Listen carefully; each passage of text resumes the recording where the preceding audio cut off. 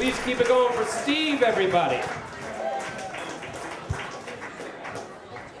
Hello? Is it working? So, we're all different here. Different ages, different genders, for the most part, different gradations of white. But we can all agree that the best guilty pleasure is revenge.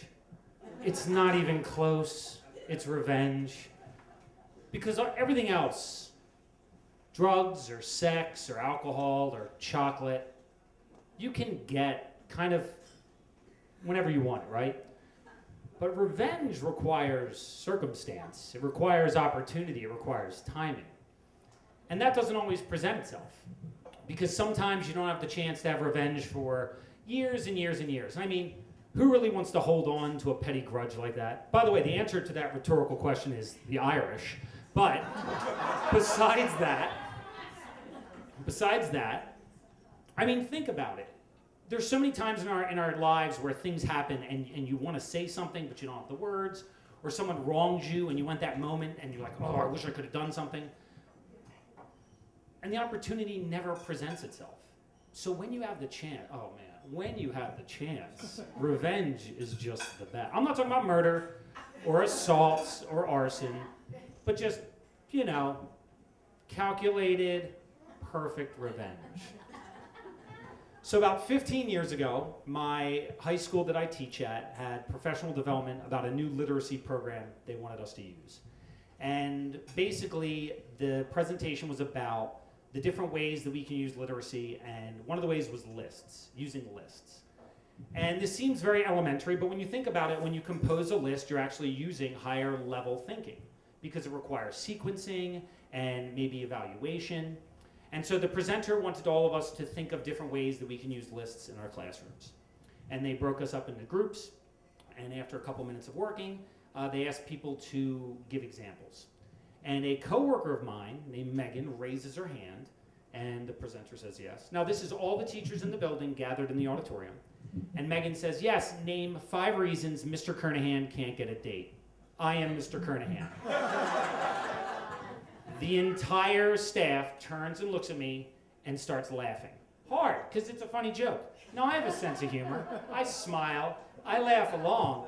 Inside, nothing but rage. I'm so angry.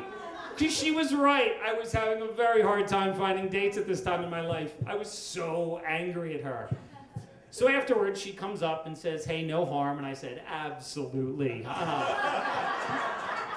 And I went out for lunch with a couple coworkers to a deli in Westchester that's no longer here called Murray's. It was a great Jewish deli.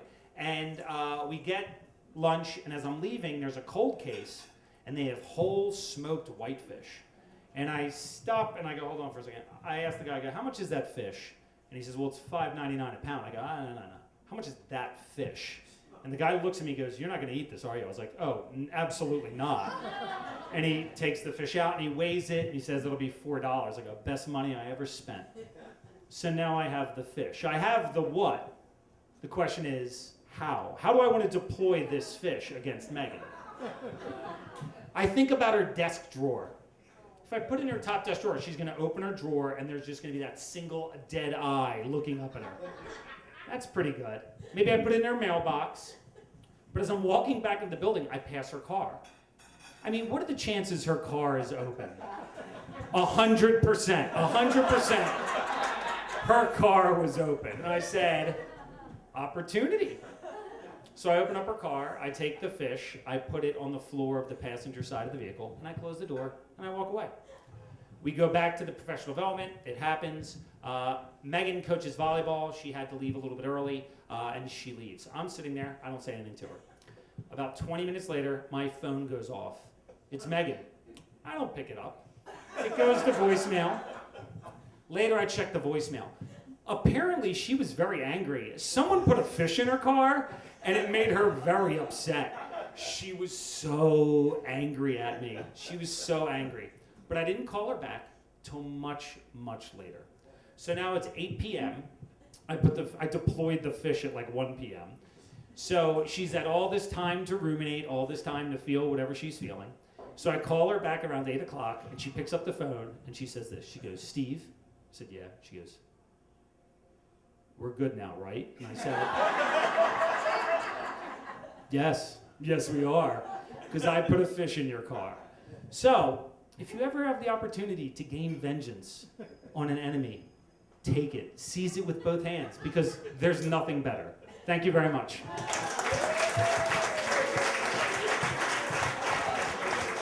Steve, everybody.